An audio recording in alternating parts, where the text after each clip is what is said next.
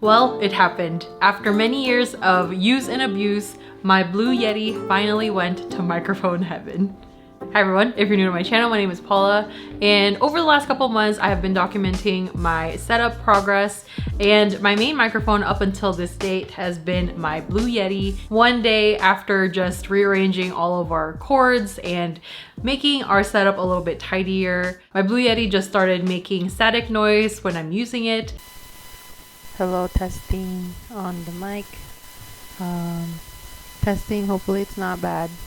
At first I thought it was the cord just being over tightened. So of course we loosened it, tested it out, didn't make a difference. We even got a whole new micro USB cord to see if that would fix the issue.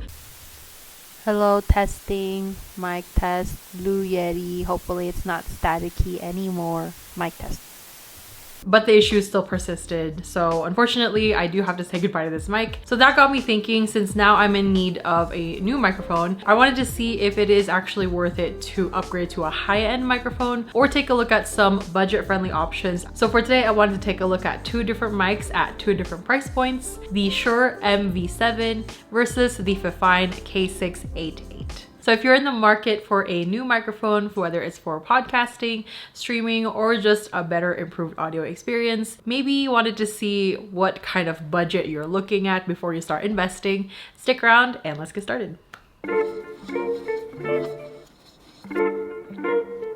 Starting with the Fifine microphone. So this microphone here, I was actually not familiar with the brand at all, but luckily we actually got this sent to us. This was sent to Brian and we did a full test and review on it. However, my opinions are completely my own in this video. This microphone comes at a price point of about $72, much like the Shure microphone that we're gonna be testing out today. Both of these are gonna be dynamic mics. The Fifine mic does have the compatibility for an XLR cord as well as USB-C, which is nice and convenient. The volume control for gain and to hear yourself, you can plug in headphones there. Apart from the ports on the bottom, you also have a handy tap to mute button on the top of the mic, which has red and green colored light indicators.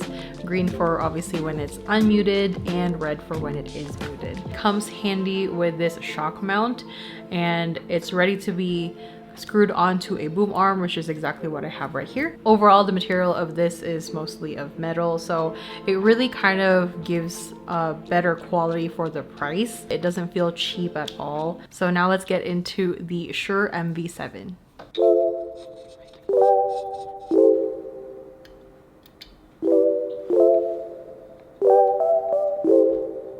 All right, it has now been several hours later. This is the Shure MV7 Gen 1. This mic retails at $250. Much like the Fifine mic earlier, the Shure mic does have similar ports. So it has an XLR port as well as a micro USB and also a headphone jack so that you can plug in and hear yourself as you are talking. Right here on the top of the mic, you do have mute and it's also touch activated. And it also has the meter turned on, which tells you as it blinks how high your volume is being. But nonetheless, with this version that we have here, it does also only have the mic itself and this mount and the cord. So both of these cases, you would need a mic stand if you're not planning on mounting it to a boom arm. There's two types of mics out there that are commonly used, especially for content creating. You have the dynamic versus the condenser mics.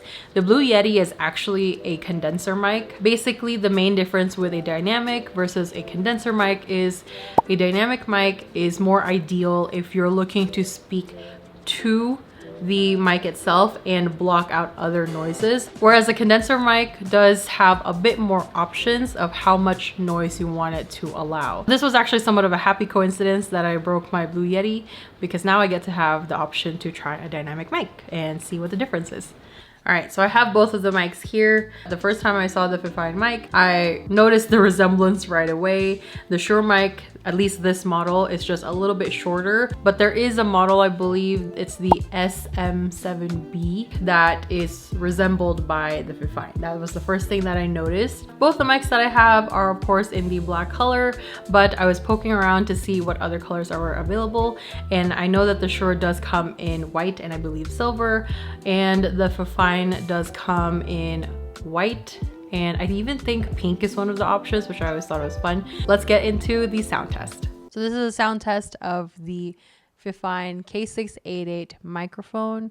And again, as I talked about it a little bit earlier, since this is a dynamic mic, it helps to speak kind of into the microphone as opposed to it being sideways.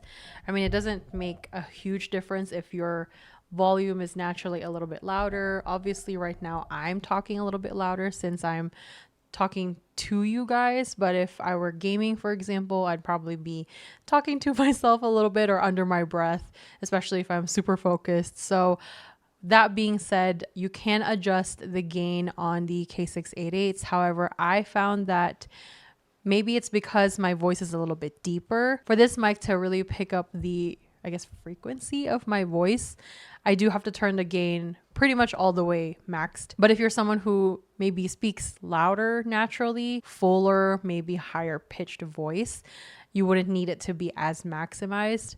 But yeah, let me know what you guys think. And now let's switch to the Shure MV7. So we have now switched to the Shure MV7s. Let me know if you guys see or hear a difference in the sound. Another thing that I wanted to cover is the software that the Shure mic has. So here is where you can actually do manual equalizers and of course gains. I think this one's also at max gain. But if you hit auto level, this kind of gives you automatic settings. And this is where I was talking about the different tones. So right now it's defaulted to natural. If I go to dark, this is what my voice sounds like. Should be kind of more like a broadcast feel. And natural is supposed to be kind of like your speaking voice. And then bright, I don't really know how to describe it, but it just has a more, I don't know, brighter type of sound. Also, I wanted to talk about the live meter. I mentioned that on the mic itself, it does have a meter that kind of tells you if your volume is a little bit too loud. It'll blink all the way to the right, or if it's just enough, it should be blinking just towards the middle. But anyway, with that, you can turn it on or off if needed. Going back here to the manual, you do have preset settings. If you'd like to create one yourself, you can save them depending on what scenario you like. If you really want to get particular about the sound, here you can also just adjust the equalizers. Honestly, I don't know what any of that means because I am not a professional in this department quite yet, but this just goes to show you that you have all these options to get really personalized with these. So if you're someone who has more trained ears and has a lot more knowledge in this department, let me know what you think of both sounds.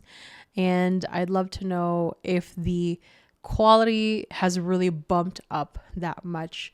And of course, the $1,000,000 question is if it is worth the extra upgrade to the higher price point to get something like the Shure mic. The only other argument that I could have between the two is the higher end mic actually has micro USB versus the Fifine, which has a USB-C. And I'm saying this because I have been traumatized with a micro USB cord because they are so fragile, they're easily breakable. And I think that's actually one of the first things that was nearing its end of life with my Blue Yeti.